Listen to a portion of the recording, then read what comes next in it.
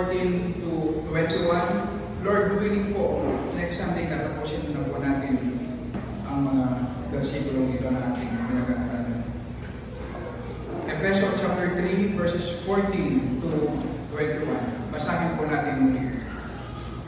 14. Dahil dito ay inilulod ko ang aking mga tuhod sa Ama, na sa Kanya'y pinangalan ang bawat sambahayan sa langit at sa lupa, upang sa inyo'y pagkaloob niya ayon sa kayamanan ng Kanyang kalwalhatian, na kayo'y palakasin ng kapangyarihan sa pamamagitan ng Kanyang Espiritu sa pagkataong loob, inner being, upang si Kristo ay manirahan sa inyong mga puso sa pamamagitan ng pananampalataya, kung paano kayo'y nabugat at tumitibay sa pag-ibig.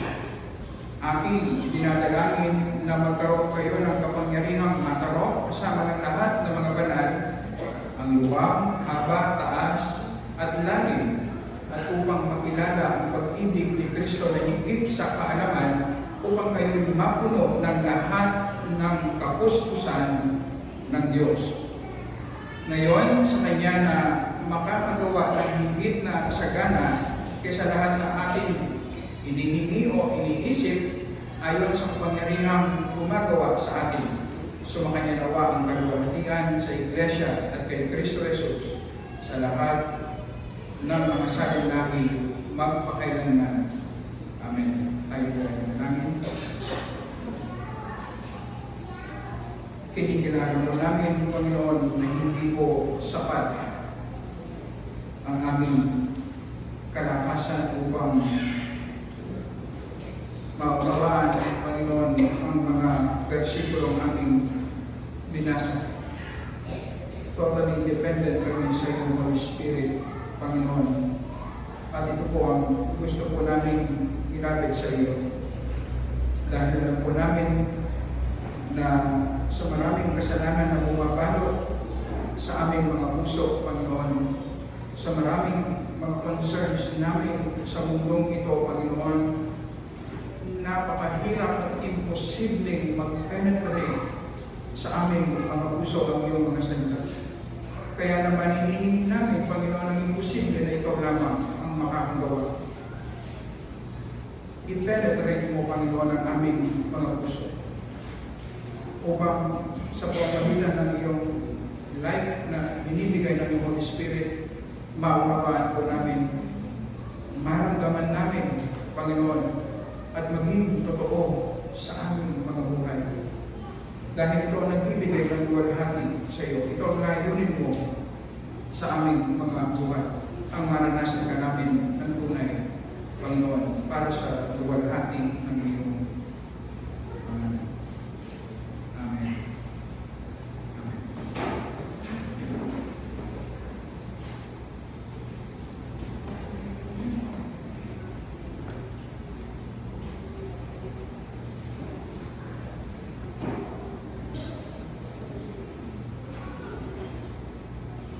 Nasa pag-aaral po tayo ng panalangin ni Apostol Pablo para sa mga Ephesians.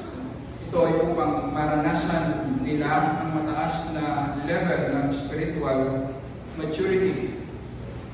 Sa panalangin ito ni Apostol Pablo, tinuturuan tayo ng Panginoon sa biblical na kaparaanan kung papaano natin mararanasan ng tunay ang spiritual maturity.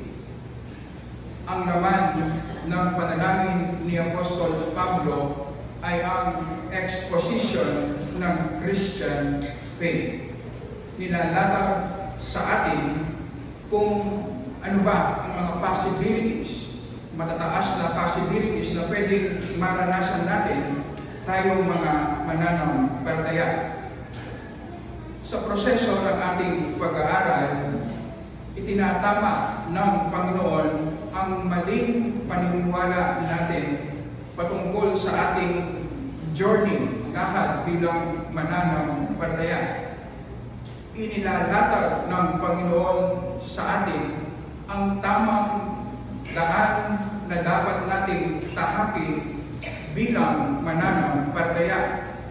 ini-empower tayo na maranasan natin ang tunay na maturity at ini-equip tayo laban sa nagkalat na maling katuruan patungkol sa spiritual maturity.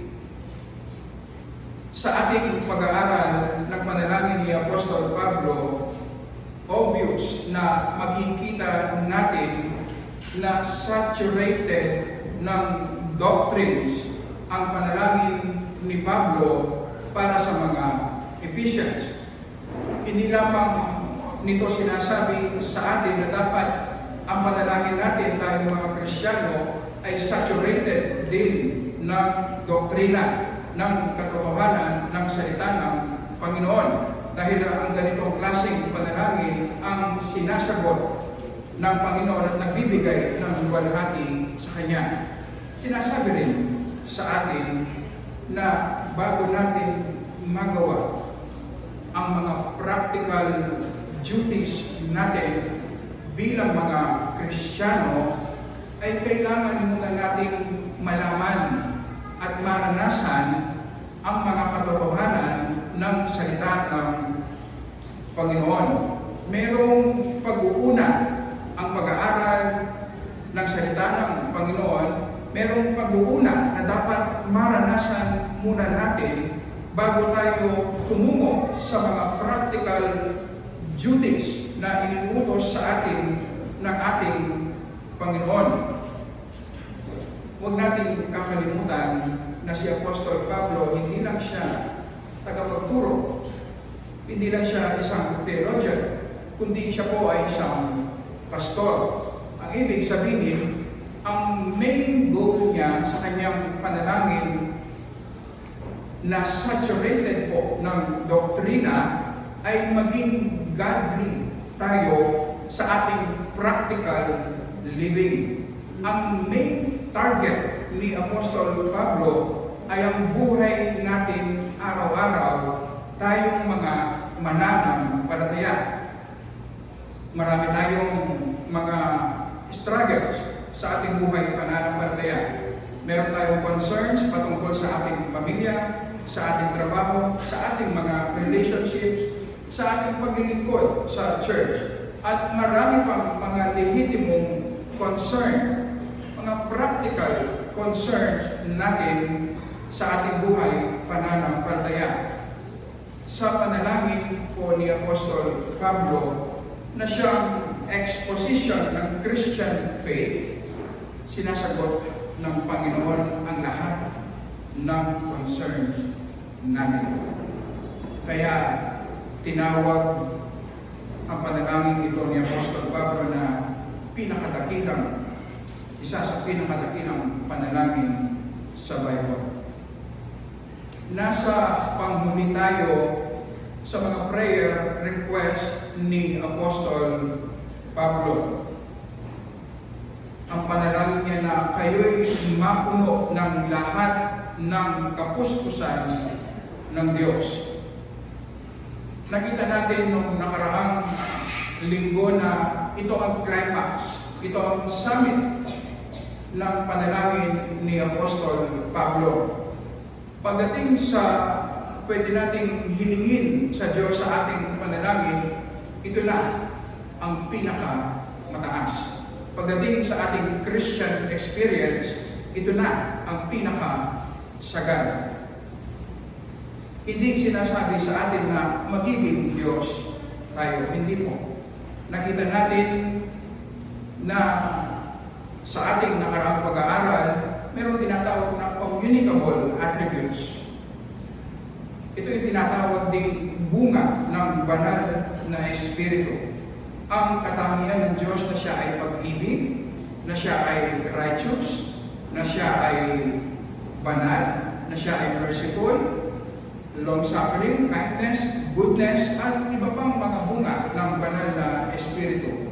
Ito ang mga katangian ng Diyos na sa kanyang biyaya ay ibinibigay, ino-communicate, tina-transfer sa ating mga mananampalataya. Makikita natin kung ina-analyze natin ang content ng panalangin ni Apostol Pablo, makikita natin ang main purpose niya. Dalangin ni Apostol Pablo na i-empower tayo ng Holy Spirit sa ating inner being, hindi po ba? Ang purpose ay upang ang Panginoong Yesus ay magduwal ng komportable sa ating mga puso.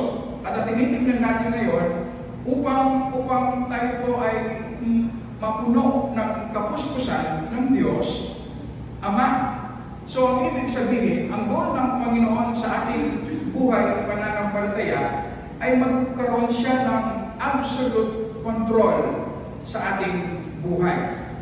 Na ang Diyos ngayon ang mabubuhay sa ating sarili, sa ating buhay, sa pamamagitan ng ating pananampalataya. Ito rin ang sinasabi at inuutos ni Apostol Pablo sa Ephesians chapter 5 verse 18. Ang kanyang utos na mapuspos kayo ng banal na espiritu. Ang ibig sabihin, makontrol kayo ng banal na espiritu. Sa Efeso chapter 4 verse 13 naman, kung saan sinabi ni Apostol Pablo ang extent ng Christ likeness na pwede nating maranasan. Ang sabi niya, mararanasan natin ang kapuspusan ni Jesus. Ang ibig sabihin, ang Panginoong Jesus ang nagko-control sa atin. At sa ating text naman, ang dalangin ng Apostol Pablo ay maranasan natin ang kapuspusan ng Diyos Ama. Iisa po ang sinasabi ng mga versikulong ito. Gustong makontrol ng triune God ang ating buhay bilang mga mananampalataya. At ito ay ginagawa niya sa pamamagitan ng ating pananampalataya. Ang Panginoong Yesus, upang maunawaan po natin kung paano ito ginagawa ng Diyos, ang Panginoong Yesus sinasabi ni Pablo sa Colosas na naninirahan sa ating Panginoong Yesus ang buong kapuspusan ng pagka-Diyos. Ang ibig sabihin, ang Panginoong Yesus ay Diyos. Siya ang kahilingan ng kaluwalhatian ng Diyos at tunay na larawan ng kanyang likas. So ang Panginoong Yesus na Diyos, sinasabi ng Bible ng dwell sa ating mga mananampalataya. At sa pamamagitan ng ating Panginoong Yesus na Diyos, ay mapupuno tayo ng kapuspusan ng Diyos Ama. At ito ay ginagawa ng Diyos Ama at ng Anak sa pamamagitan ng kanyang Holy Spirit na nagdudwell sa atin. So, gustong i-replicate ng Panginoon ang buhay niya sa ating mga mananampalataya. Ito ang buhay na walang hanggan na sinasabi ng ating Panginoong Yesus sa John chapter 17 verse 3. Ang makilala natin ang Diyos Ama at ang Panginoong Yesus na kanyang ipinadala. Ito ay mararanasan natin sa pamamagitan ng ministry ng Holy Spirit na nagdudwell din sa atin. Na pinapatay paunti-unti ng Holy Spirit ang kontrol natin sa ating sarili. Ang sobrang pag-ibig natin sa ating sarili hanggang ang triune God ang magkaroon ng kontrol at sa pamamagitan ng kanyang kontrol ay dumaloy ang kapangyarihan at pagpapala sa ating buhay. May isang istorya na binahagi ang isang commentator. Sabi nga, may isang tao na kanyang hanapbuhay ay pagpapalimos. Minsan, tinatapit niya ang isang mama upang humingi ng barya. Nung makita niya ang mama, siya ay nasyak. Siya pala ang kanyang ama na matagal na niya hinahanap. At ang kanyang ama rin ay matagal na siyang hinahanap. Niyakap ng ama ang kanyang anak. Sabi ng ama, gusto mo ng barya?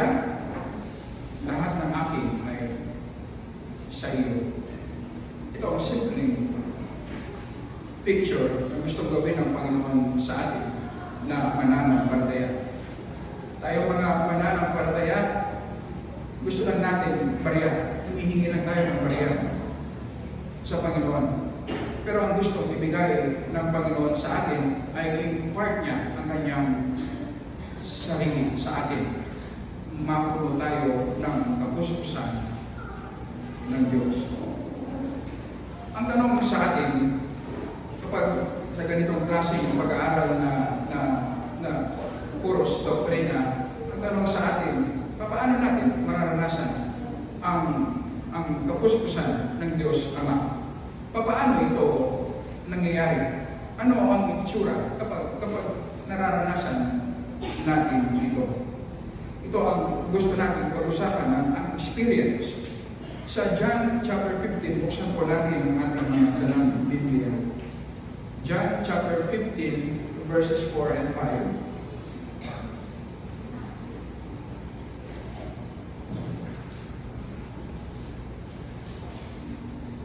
John chapter 15, verses 4 and 5. Ang sabi ng ating Panginoong Yesus, kayo'y manatili sa akin, at ako'y sa inyo. Gaya ng sanga na hindi magbubunga buhat sa kanyang sarili, malibang nakakabit sa puno, gayon din naman kayo. Malibang kayo'y manatili sa akin. Ako ang puno ng ubas, kayo ang mga sanga. Ang mananatili sa akin at ako'y sa Kanya, ito yung pinag-uusapan natin. Ang Panginoon ay magkaroon ng kontrol sa ating buhay. Ang mananatili sa akin at ako'y sa Kanya ay siyang nagbubunga ng marami. Sapagkat kung kayo'y hiwalay sa akin ay wala kayong magagawa. Pinapakita dito ang pagkikipag-isa o union ng isang mananampalataya sa ating Panginoong Yesus. Kung paano ang isang puno ay iisa, connected sa mga sanga, ganun din tayong mga mananampalataya ay organically connected tayo sa ating Panginoong Yesus. Ang gusto ko pong masilip natin dito, kung paano ang buhay ng isang puno ay dumadaloy sa kanyang mga sanga, at ang buhay na ito ang nagbibigay ng kapasidad sa mga sanga na mag-produce ng bunga, ng fruit. Ganon din ang sinasabi sa atin sa pamagitan ng ating pagkikipag-isa sa ating Panginoong Yesus. Kapag naranasan natin ang kilos ng Holy Spirit na i-empower tayo sa ating inner being, maranasan natin ang pag-ibig ni Kristo, magkakaroon ng kontrol ang Diyos sa ating puso.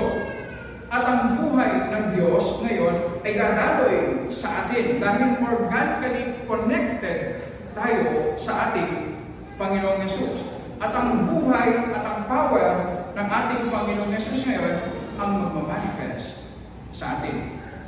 Kaya magkakaroon ng bunga. At ang sabi ng ating Panginoong Yesus, hiwalay sa Kanya. Wala tayong magagawa.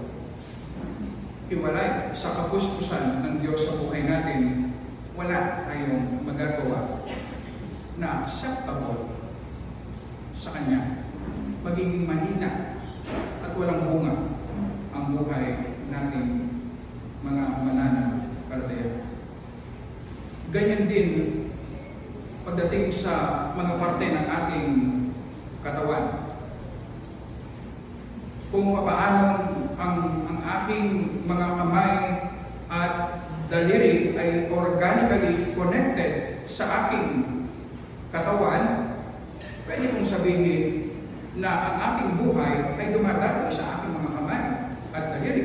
Ang aking dugo ay dumadaloy sa aking mga kamay at daliri. At dahil dito, ang aking mga kamay at daliri ay gumagalaw base sa dikta ng aking isip. Ganon din sa ating mga mananampalataya. Dahil tayo ay connected sa ating Panginoong Yesus. At kapag ang Panginoong Yesus ang nagpo-control sa atin, ang buhay ng Panginoon ay dadaloy sa atin.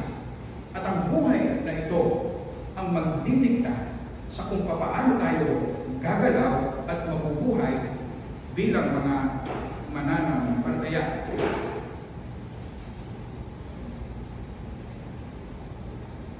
Kamukha tayo ng mga Galatians. Sa chapter 3, verse 3, sabi ni Apostol Pablo, napakahangal ba ninyo? Nagsimula kayo sa Espiritu, ngayon ba'y nagtatapos kayo sa laman? Ang sinasabi po ni Apostol Pablo, ang isang mananampalataya ay naging Kristiyano, nakapasok sa kingdom ng Panginoon dahil sa power ng Holy Spirit na binigyan siya ng bagong buhay, spiritual na buhay, kaya nanampalataya siya kay Jesus. Kaya nakapag-umpisa siya sa pananampalataya. Ngayon, ang ginawa po ng mga Galatians, gusto nilang ipamuhay ang kanilang pananampalataya sa pamamagitan ng kanilang sariling kalakasan, sa pamamagitan ng paggawa nila ng mabuti. Ang sabi ni Apostol Pablo, hangal sila. At imposible, at ito ang ating ginagawa, tayong mga mananampalataya, na gusto nating ipamuhay ang ating pananampalataya sa pamamagitan ng ating sariling kalakasan. At ang sabi ng ating Panginoong Yesus, hindi tayo magkakaroon ng bunga, hindi magiging acceptable ang ating ginagawa, magiging mahina ang ating pananampalataya. Marami sa mga mananampalataya ngayon, sabi ng isang commentator, na kanilang pananampalataya ay nasa background lamang ng kanilang buhay, wala sa sentro. Parang emergency hotline. Tatawagan mo ang Panginoon kapag may sakuna, paghihirap, problema o karamdaman. Ang Panginoon ang nasa background ng kanilang buhay. Ang kanilang pinagkakabisihan, yung mga mabubuting bagay sa mundong ito na galing sa Panginoon. Ang salapi, trabaho, pamilya, marami pang mabubuting bagay sa mundong ito na ibinibigay ng Panginoon sa atin. Mga regalo ng Panginoon. Nakakalimutan natin na ang importante, kailangan natin mga Kristiyano ay ang maranasan natin ang nagbibigay ng mga regalo sa atin. Ang pinaka-importante kailangan po natin, hindi ang maranasan ng mga regalo ang binibigay ng Panginoon sa atin. Hindi po. Ang dapat kailangan natin maranasan ay ang Panginoon mismo na siyang nagbibigay ng mga mabubuting bagay sa atin. Ang isang Kristiyano, noong naitanim ang bagong spiritual life sa kanya, at ito po ay naranasan ng lahat ng mga tunay na mananampalataya, nagkaroon siya ng bagong desires. Nagkaroon siya ng bagong instincts, ng bagong goals sa kanyang buhay. At ang mga pagnanasang ito na bunga ng Holy Spirit sa kanyang puso, ito ang sumisigaw within sa kanya na naghahanap ng satisfaction na tanging ng Panginoon lamang ang makakapag-satisfy ng mga ito. Nagkakaroon ng problema kapag ang ating mga spiritual desires, instincts, at goals ay pinupunan natin ng mga bagay sa mundo ito. Kaya nararanasan natin ang emptiness. Ang sense of want. Meron tayong nararamdaman na kulang within sa atin. Pero hindi natin may paliwanag. Hindi natin may describe, pero alam natin, mayroong kulang within. Parang walang patutunguhan ang ating buhay. Mailap ang kasigahan sa atin. Sabi ng ating Panginoong Yesus sa Samaritan woman, sa John chapter 4 verses 13 and 14, sumagot si Jesus sa kanya, ang bawat umiinom ng tubig na ito ay muling mabuhaw. Subalit ang sino mang umiinom ng tubig na aking ibibigay ay hindi na mabuhaw magpakailan man. Ang tubig na aking ibinibigay sa kanya ay magiging isang buhal ng tubig tungo sa buhay na walang hanggan. Ang isang bunga ng banal na Espiritu, tinatawag na joy. Ito ang klase ng kasiyahan na nararanasan natin. Ang delight at satisfaction na nararanasan ng isang Kristiyano kapag nakikilala at nararanasan niya ang Panginoon sa kanyang buhay. Kapag ang isang Kristiyano ay uspos ng Holy Spirit, kapag siya ay nagbabasa ng salita ng Panginoon, na nakikita niya ang pag-ibig ng Diyos na ibinigay ng Diyos sa mga kanyang kaisa-isang anak para sa kanyang kaligtasan. Nababasa niya ang biyaya ng Panginoon na sa kabila ng pagiging makasalanan at undeserving niya, siya ay inibig ng Panginoon.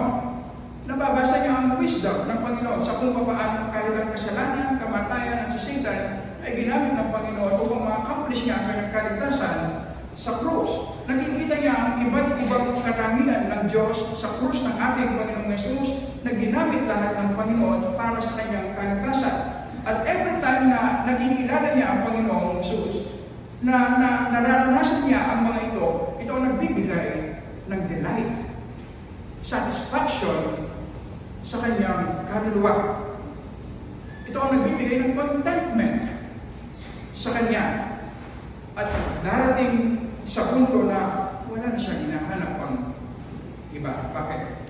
Kasi satisfied ang kanyang puso. Masaya siya sa kung ano man ang meron siya, sa kung ano man ang kalagayan niya sa buhay. Dahil na satisfied ang kanyang kaluluwa. Ang tanong, nararanasan mo ba ang ganito? O kapag binabasa mo ang salita ng Panginoon parang dry, walang kahulugan. Kahulugan.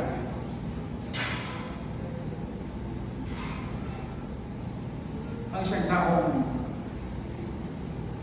kuspos ng Diyos, kontrolado ng triangle, kinikilos ng Holy Spirit, every time na maharap siya sa Word of God, merong light na nagbibigay ng maraming insights sa kanya. Merong power na tumutunaw sa kanyang puso. Merong living water na nagbibigay ng satisfaction sa kanyang mga desires. Nararanasan lamang ng isang Kristiyano ang ganito kapag siya ay puno ng kapuspusan ng Diyos. Ang alam nating joy ay ang klase ng kasiyahan na nakadepende sa ating mga kalagayan sa buhay. Nakadepende sa mga blessings na ating natatanggap mula sa Diyos. Kaya mahilap ang kasiyahan, pabago-bago ang ating mood. Pero ang tunay na joy dahil ito ay nakadepende sa kung sino ang Diyos, ang ibig sabihin, hindi yan nagbabago. Hindi yan nawawala. At kung maranasan lang natin ng malalim ang satisfaction na sinasabi natin, paulit-ulit at babalik marami tayo sa Word of God araw-araw. Dahil yun lang ang paraan upang maranasan natin ang satisfaction. Kahit ang transformation natin sa wangis ni Jesus ay galing din sa Holy Spirit. Kapag ang Holy Spirit ay nakokontrol niya ang ating buhay, napupuno ng kagustusan ang ating buhay, tumutubo, nag-grow, nagmamanifest ang bunga ng banal na Espiritu. Napagkakamalan natin ang ating natural na ugali na inisip natin ito ay bunga ng Holy Spirit sa atin. Meron tayong natural na ugali. Posibleng ito ay naituro sa atin nung tayo ay bata pa, o kaya naman na-develop dahil sa maraming naranasan natin sa buhay. Ito ang common grace ng Panginoon sa atin. Pero magkaiba ang natural nating ugali sa tinatawag na bunga ng banal na Espiritu sa atin. Ang isang paraan upang ma-distinguish natin ano ba yung natural kong ugali at ano ba yung bunga ng banal na Espiritu sa atin, kung alam natin na ang bunga ng banal na Espiritu, kapag yan ay tumubo sa atin, sabay-sabay, walang naiiwan, sabay-sabay na tutubo yan lahat ng bunga ng banal na Espiritu. May tao na natural din ang ugali ay gentle at diplomatic. Ang sign na hindi yan bunga ng Holy Spirit ay kapag walang boldness, walang courage, na kapag mayroong dapat gawin ay hindi magawa dahil sa tao. Ang ibig sabihin ng kanyang pagiging gentle at diplomatic, natural lang na ugali yun. Sa kabilang banda naman, ang courage, ang boldness, kapag mayroong kasamang humility yan, yan ang tunay na bunga ng Holy Spirit.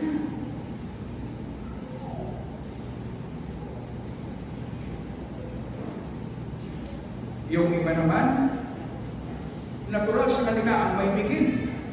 Pero alam natin na ito ay hindi bunga ng Holy Spirit kapag ang kanilang pag-ibig ay hindi nakabase sa katotohanan ng salita ng Panginoon. Ang kanilang pag-ibig ay natural lang na ugali. Sa John, 1 John chapter 4, verse 20,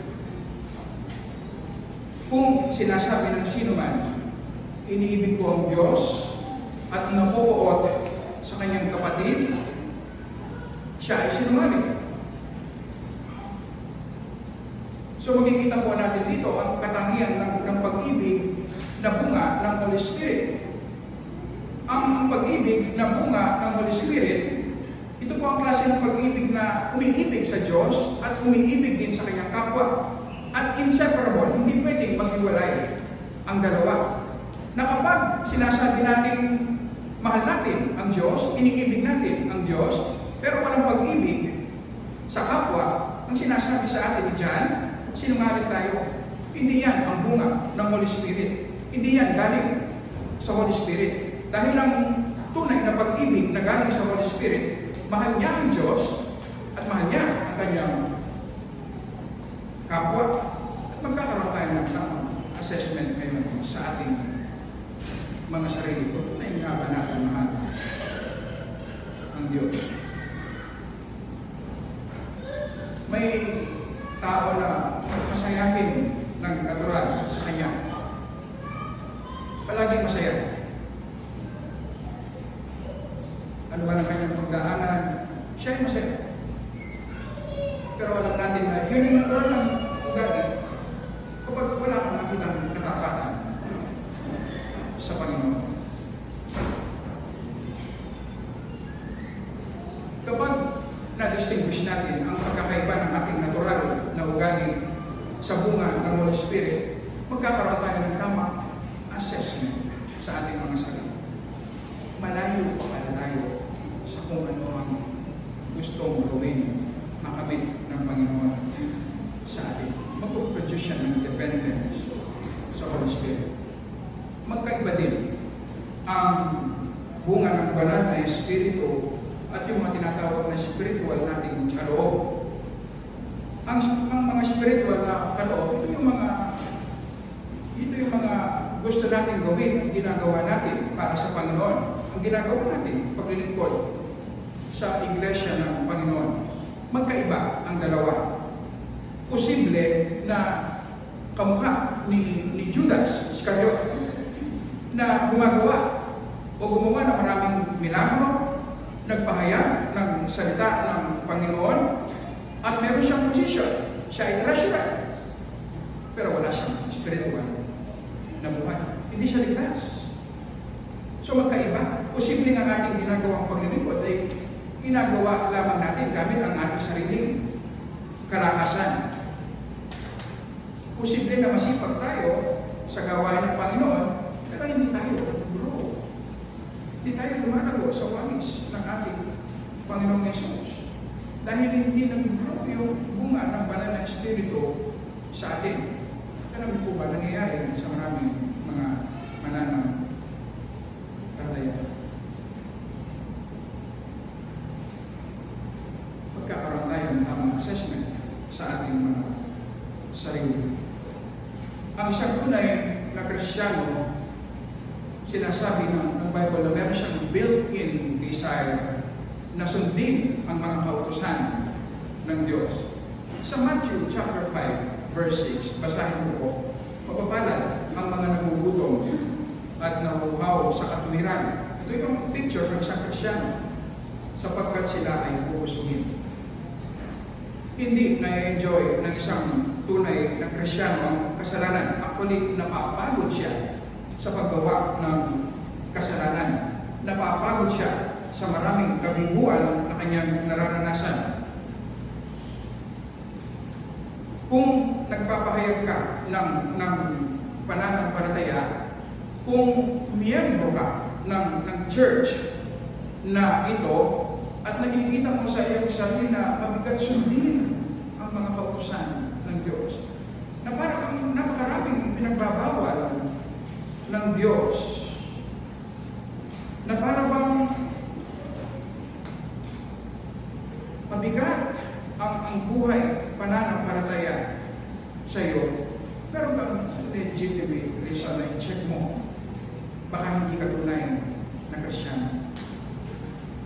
I-check mo. Posible na hindi mahina lang ang iyong pananampalataya, pero posible din na wala kang buhay. Kaya mahirap sundin ang mga kautusan ng Diyos. So 1 John chapter 4 verse 3, sapagkat ito ang pag-ibig ng Diyos na ating tuparin ang kanyang mga utos at ang kanyang mga utos ay hindi pabigat. Kapag ang isang Kristiyano ay kontrolado siya ng crime God,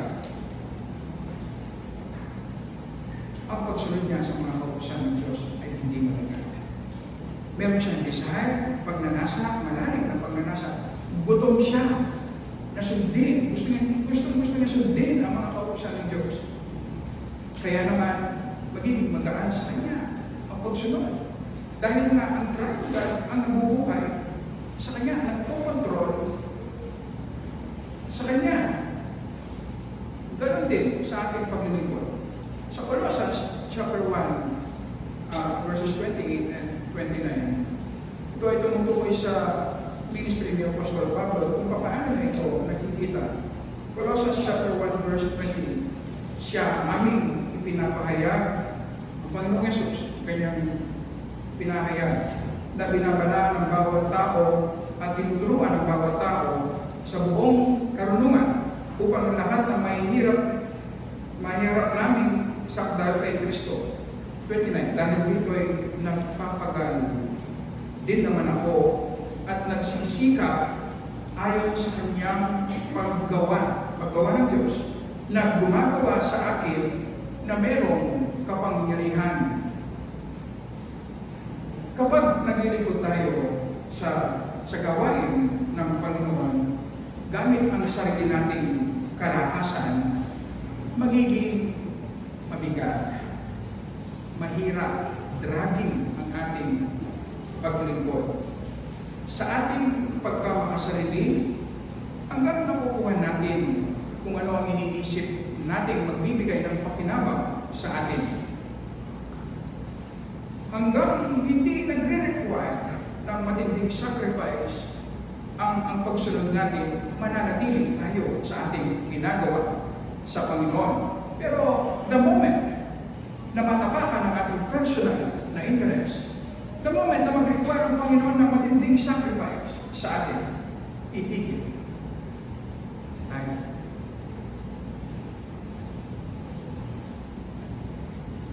Pero ang isang Kristyano na puspos, nagkapuspusan ng Diyos, ang triune God, ang nagpo-control sa Kanya, maglilingkod siya ng masaya. At magpapatuloy yan ng mga klaseng problema o higatin ang kanyang maharap. Kung paano ng ating Panginoong Yesus, sinasabi ng Hebreo, na kahit ang kahihiyan ng krus, ang pain ng krus, ay hindi siya kayang hadlangan upang siya mamatay sa krus para sa ating kaligtasan. Dahil ang Panginoong Yesus ngayon ang nagpo-control sa atin, pagmamanifest siya sa kung paano tayo maglingkod. Merong power kasi ang power natin ngayon ay nagmumula sa Diyos, hindi sa atin. Kaya magaan ang paglilingkod. Paunawaan natin ngayon ang panalangin ni Pablo na ito ang climax, ito ang summit, ito ang pinakamataas na pwedeng hingin at maranasan ng isang Kristiyano sa mundong ito hanggang sa susunod na buhay. Sa disenyo ng Panginoon sa ating pananampalataya, ang triune God ang mabubuhay sa atin sa pamamagitan ng ating pananampalataya. Hindi dinisenyo ng Diyos na tayo ang mabubuhay base sa ating sariling kalakasan. At ito ang ginagawa natin at ito ang malaking problema natin. Ang higit na kailangan natin ay ang mapuspos tayo. Mapulo tayo ng kapuspusan ng Diyos Ama. At ito ay nangyayari, ginagawa ng Panginoon sa pamamagitan ng ating pananampalataya. Kapag ang Panginoon ang nagko-control sa atin, hindi tayo magiging worldly. Kasi walang attraction sa atin ang mundo. Bakit? Kasi satisfied na ang ating puso. Lalo po tayo sa wangis ng ating Panginoong Yesus. Magiging malinaw at visible ang bunga ng banal na Espiritu sa ating buhay. Magiging magaan ang pagsunod natin sa mga kautusan ng Diyos. Magkakaroon tayo ng power sa ating paglilingkod. Mayroong perseverance ngayon sa ating ginagawang paglilingkod. Hindi lang temporary. May pagpapatuloy sa ating ginagawang paglilingkod. Si Martin Lloyd Jones ang nagsabi, ito ang revival na dapat maranasan ng church. Ito ang revival na dapat maranasan natin tayo mga mananampalataya. Ang maranasan natin ang kapuspusan ng Diyos. Sinasabi sa atin kung ganito ang kaparaanan ng Diyos, bago po ang anumang bagay sa mundong ito, anumang obligasyon natin sa mundong ito, palagi na una, palagi ang hanapin at maranasan natin ang Panginoon. Bago ang pagsunod, kahit sa mga kautusan ng Panginoon, kailangan maunang-una na maranasan natin ang Panginoon, ang kanyang kapuspusan sa atin upang magkaroon tayo ng power na sundin ang mga utos ng Panginoon. Bago ang paglilingkod natin, kailangan mo nang maranasan natin ang kapuspusan ng Diyos sa atin. At mayroong mga pagkakataon na kailangan nating tumanggi sa maraming ministries pa, maraming mga opportunities na i-preach natin ang gospel dahil ang priority natin ay ang maranasan at makilala natin ang Panginoon. Merong time na kailangan tayong magbawas ng ministry dahil nagiging hadlang na sa ating relationship sa Panginoon. At kung magpapatuloy tayo na ginagawa natin priority ang ministry na hiwalay sa ating devotion at malalim na intimacy sa Diyos, babagsak at babagsak din tayo.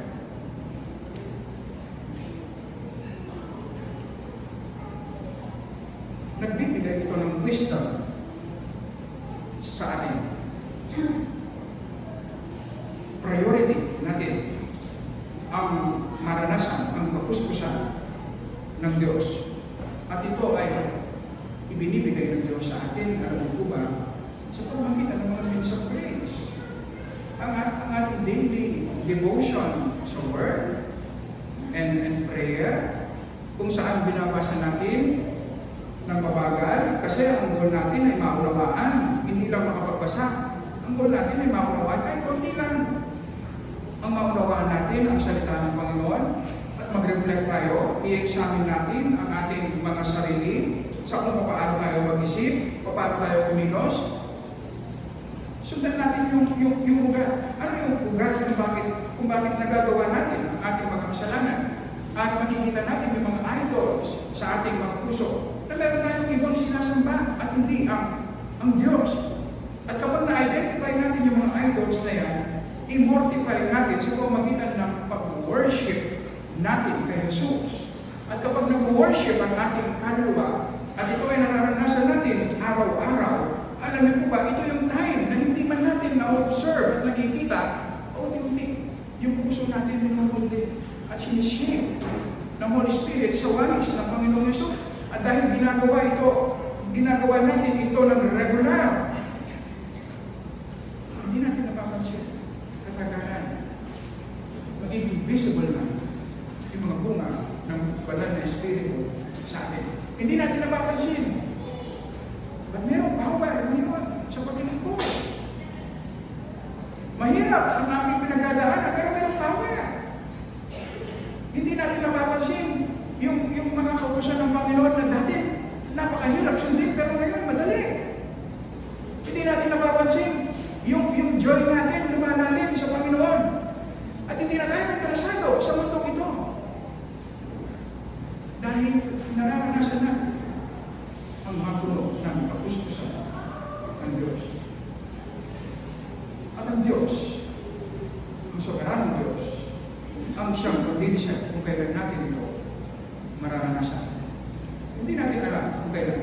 Pero isa lang, sigurado, hindi natin ito pwede maranasan hiwalay sa regular na devotion natin sa Word and prayer.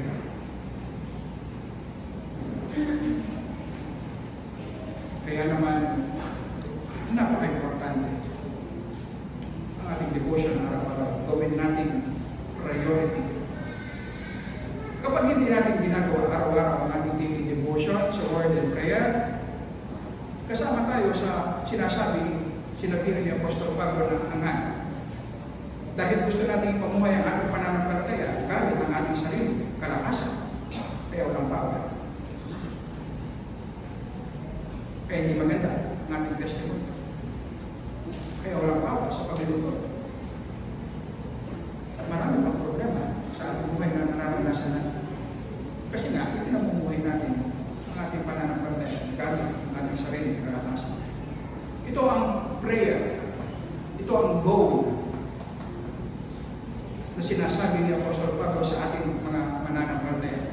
Kailangan natin ipag-pray at maranasan sa biyaya ng Panginoon na maranasan natin ang power ng Holy Spirit sa ating inner being upang ang ating Panginoong Yesus ay maging komportable sa ating puso. Ang ibig sabihin, nasusunod ang kalooban ng Panginoon sa iba't ibang aspeto ng ating puso. At kapag ang Panginoong Yesus ay komportable sa ating puso, maranasan natin, maunawaan natin ang kanyang pag-ibig. At kapag ang kanyang pag-ibig sa atin ang magkokontrol sa atin, ang sinasabi ni Apostol Pablo, mapupuno tayo ng kapuspusan ng Diyos. At doon natin magsimulang makita ang bunga bunga sa ating mga buhay. Doon natin ma-realize kung gaano pala kataas ang mga possibilities na pwedeng maranasan natin tayong mga mananampalataya. Hindi man natin kayang isipin kung hanggang saan tayo pwedeng gamitin ng Panginoon at doon natin ma-realize ang extent ng ating usefulness. Magiging magaan, masaya ang ating lakad bilang mga mananampalataya. Kung ikaw ay nandito, walang saving relationship kay Jesus, hindi pwedeng manahan ang Diyos sa puso mo dahil napupuot ang Diyos dahil sa iyong mga kasalanan. Bilang kabayaran, ikaw ay papunta sa impyerno dahil ang Diyos ay banal, kailangan ka magbayad sa iyong mga kasalanan. Hindi mo kaya iligtas ang iyong sarili. Sa biyaya, pag-ibig ng Diyos, tayo ang nagkasala, pero ang Diyos ang gumawa ng paraan upang ang kasalanan ay maging matuwid sa harapan ng Diyos. Ang Panginoong Yesus ang siyang sumunod na perfect sa mga kautusan ng Diyos na kailanman hindi kaya gawin ng tao. Ang Panginoong Yesus ang nagbayad ng lubusan ng kasalanan sa cross bilang kahalili upang kung ikaw na makasalanan ay magdepende lamang kay Kristo, manampalataya lamang kay Kristo, sinasabi ng Bible, magkakaroon ka ng buhay na walang hanggan at magdudwell ang Panginoong Yesus sa iyo. At doon mag-umpisa ang iyong journey na Panginoon ang mabubuhay sa iyo sa pamagitan ng iyong pananampalataya. Kaya ang unang hinihiling sa iyo ay manampalataya kay Jesus para sa iyo. God bless you.